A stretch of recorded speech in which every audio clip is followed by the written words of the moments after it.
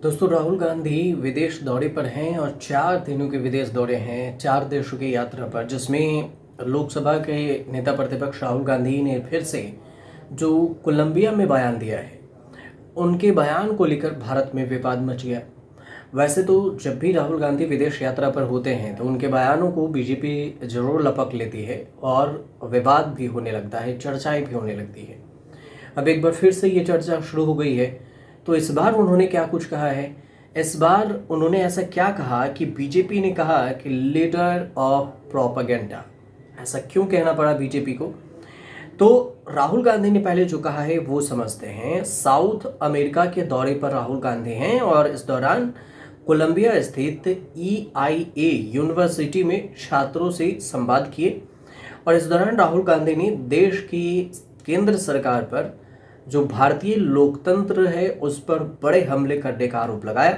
राहुल गांधी के विदेश में दिए गए इस बयान पर देश में सियासत गर्म हो गई है और फिर बीजेपी ने राहुल गांधी को लीडर ऑफ प्रोपेगेंडा तक कह दिया। अब हुआ यूं कि कोलंबिया की यूनिवर्सिटी में छात्रों से बातचीत करते हुए राहुल गांधी का सीधे तौर से ये कहना हुआ कि सबसे बड़ा खतरा लोकतंत्र पर हो रहा हमला है, क्योंकि भारत में कई धर्म हैं, कई परंपराएं हैं। भारत वास्तव में अपने सभी लोगों के बीच में संवाद का एक अहम केंद्र है और इस जगह को व्यवस्थित रखने के लिए लोकतांत्रिक व्यवस्था बेहद ही जरूरी है। लेकिन फिलहाल वहां लोकतंत्र पर लगातार हमले के चलते बड़ा खतरा मंडरा रहा है।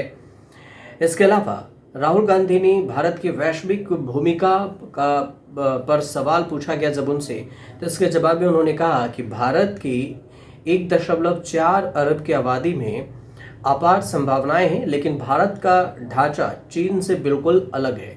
जो इंडिया का स्ट्रक्चर है वो चीन से डिफरेंट है।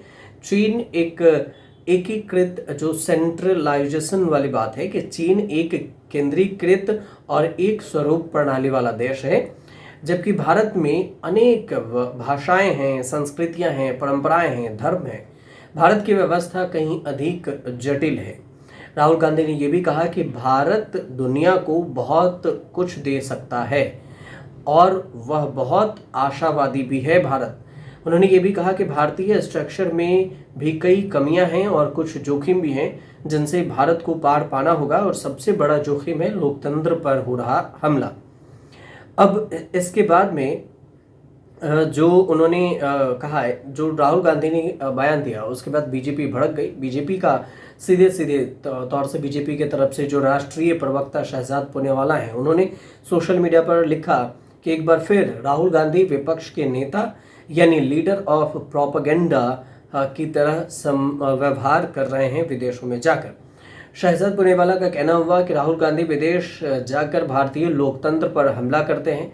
आखिरकार वह भारतीय राज्य से ही तो लड़ना चाहते हैं, लेकिन कभी अमेरिका और ब्रिटेन से हमारे मामलों में दखल देने की मांग करते हैं और अब ये सेना से लेकर न्यायपालिका, संविधान और सनातन तक सभी पर हमला कर रहे हैं।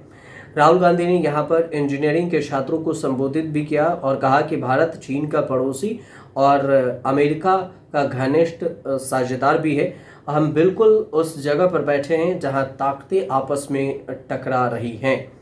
इसके अलावा अमेरिका के बारे में बात करते हुए राहुल गांधी का कहना हुआ कि राष्ट्रपति डोनाल्ड ट्रंप, जो अमेरिका के राष्ट्रपति हैं, उनका जो ध्रुवीकरण है, उनका अभियान ज़्यादातर बेरोजगारों पर केंद्रित है। उन्होंने कहा कि भारत में आर्थिक विकास के बावजूद हम रोजगार देने में असमर्थ हैं, क्योंकि हमारी अर्थव्यवस्था सेवा आधारित है और हम उत्पाद करने में असमर्थ हो जाते हैं।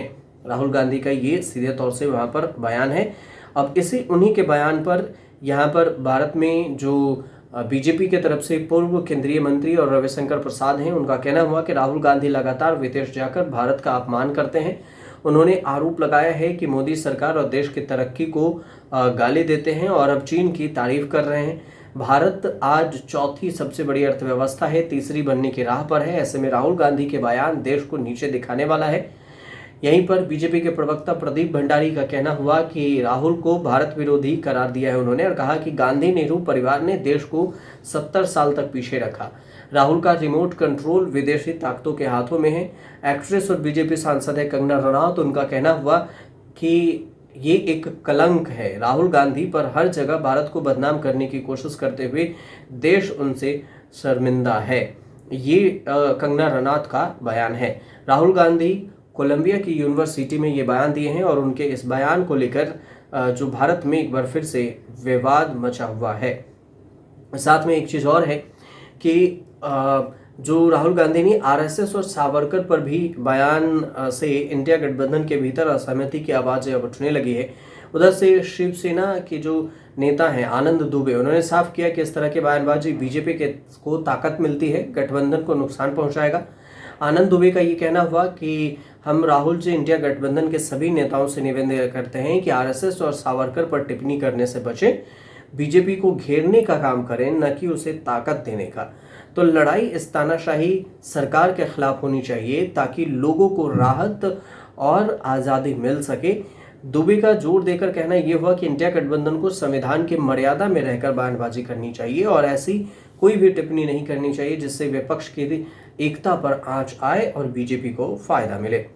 वहीं अमित मालवीय ने सोशल मीडिया पर ये लिख दिया कि राहुल गांधी सही हैं कि उनके सोशल मीडिया मौजूदगी का मतलब नहीं है।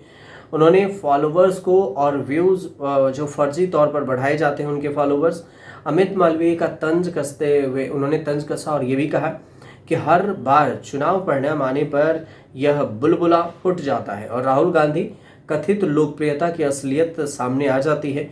आरोप लगाया कि राहुल गांधी बार बार विदेश जाकर भारतीय लोकतंत्र और जनता को बदनाम करते हैं।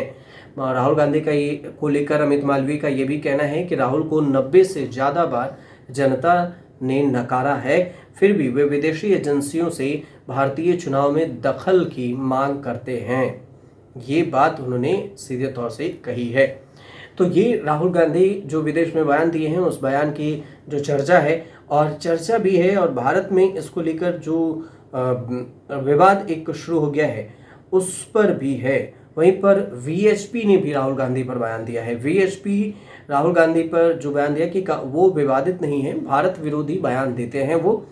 इधर वीएचपी हिंदू जो विश्व हिंदू परिषद है उसके तरफ से जो विनोद बंसल हैं उनका कहना हुआ कि राहुल गांधी विवादित बयान नहीं देते बल्कि हमेशा भारत विरोधी बयान देते हैं। बंसल का आरोप है कि यही नेता बिना सरकार को बताए चीनी दूतावास तक पहुंच जाते हैं। कहा कि राहुल गांधी को अपने बयानों में आरएसएस को घसीटना बंद करना चाहिए। कांग्रेस बिना संघ के कुछ बोल ही नहीं पाती है। ऐसा लगता है कि मानो उसकी राजनीति का केंद्र ही आरएसएस बन गया है। तो ये जो बयान है दिया गया है। शहजाद पुनेवाला की तरफ से भी बयान दिया गया है। बीजेपी के तमाम नेता हैं जो राहुल गांधी के बयानों का विरोध कर रहे हैं और भारत में एक बार फिर से उनके बयानों की चर्चा हो रही है। तो ये पूरे राहुल गांधी के विदेश में कोलंबिया में जो बयान दिया गया था उसकी हमने आपको विस्तार से बताई है, समझाया है। अगर आपको समझ में आए तो हमारे चैनल से जुड़िए, सब्सक्राइब कीजिए, शेयर कीजिए, कमेंट जरूर कीजिए।